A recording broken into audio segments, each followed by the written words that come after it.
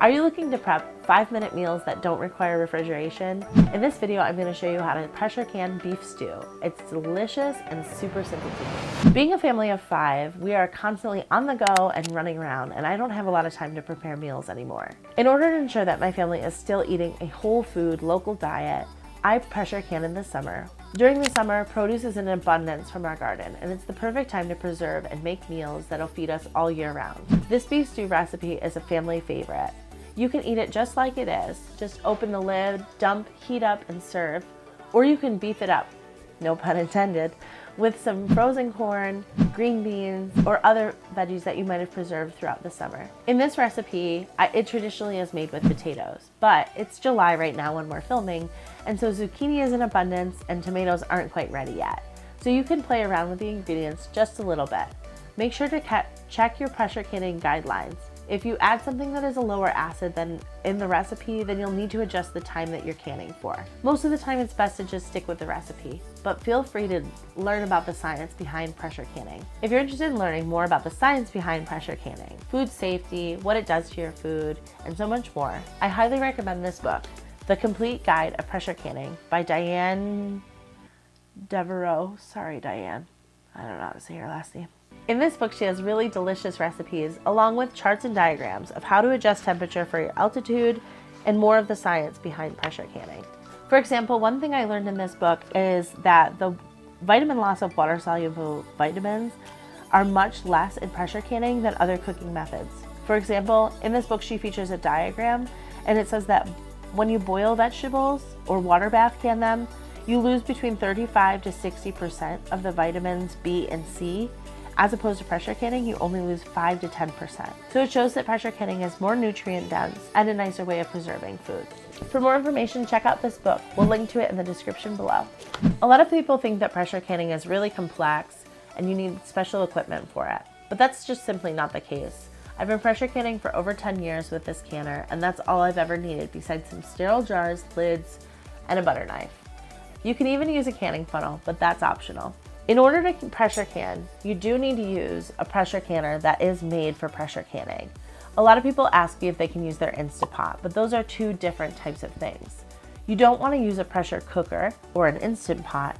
You do want to use a pressure canner, so it is something you need to buy separately.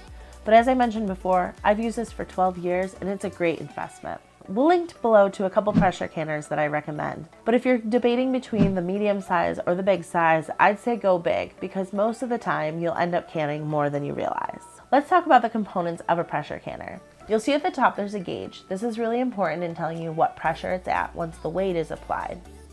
This is your pressure canner weight, and that goes on top once the steam valve has popped up. The weight gauge tells the pressure canner to begin building pressure. How you adjust where the pressure level is at is by adjusting your heat. In order to maintain pressure, you're going to have to find the sweet spot on your stove. In this video, it was actually the first time I was canning on my new stove, and so I had to tweak it a little bit. The gauge would go a little bit over 10 and a little bit under 10, but most of the time you can find that sweet spot and it'll hold it for the amount of time needed. A lot of people ask me about the pressure gauge and if it goes over or under. You want to make sure that the pressure gauge stays on average at the pressure of the recipe. For example, today's recipe requires us to maintain the pressure canner at 10 pounds of pressure. So if the pressure canner had dipped to 8 pounds of pressure for a long period of time, it wouldn't be a stable product and I would have to recan it.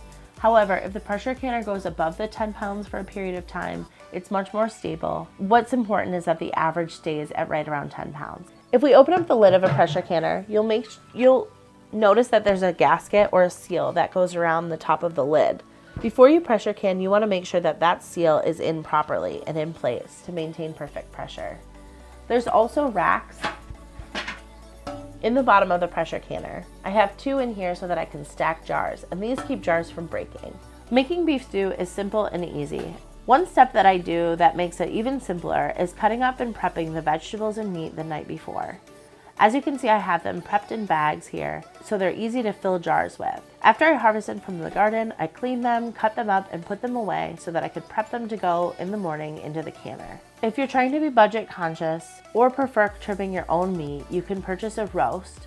If you're looking to save time, purchasing stew beef might be 50 cents more a pound, but it's already cut up and ready to go into the jars. I start by layering the stew beef on the bottom, and then onions, fresh herbs like basil, carrots. Today I'm using zucchini because it's fresh from the garden and it's the middle of July. However, this recipe normally calls for potatoes, which aren't ready yet. You can substitute potatoes, beets, parsnips, or any other root vegetables that are similar. Next, I'm topping everything with some dried oregano and Himalayan pink salt. Quality salt is important. You can purchase canning salt, pink salt, sea salt. You just don't want to use iodized salt because it'll affect the quality of the preservation. I'm placing these in sterilized jars. You can sterilize your jars by boiling them in hot water or running them through a steam cycle of your dishwasher. Just don't use soap. Next, I'm going to fill the jars with warm water or almost boiling. You don't want it too hot or it'll cook the meat ahead of time, but about 200 degrees. I'm filling them to the shoulder of the jar, which is seen here on the regular mouth or the wide mouth. You don't want to fill past the shoulder or they'll overflow and affect the canning process. To ensure a proper seal, you want to wipe the rim of the jar first before securing the lid. Lastly, I'm sealing the lids canner tight, which means as tight as I can and then just back a little bit. I'm going to place them in the canner with the water, following the instructions on my Presto Canner manual, and canning them at 10 pounds of pressure for my altitude. I'm setting the timer for 90 minutes, and when they are done, the timer will go off and we will have these quick meals in a jar ready to go. Here's our final product, and as you can see, these jars look quite different.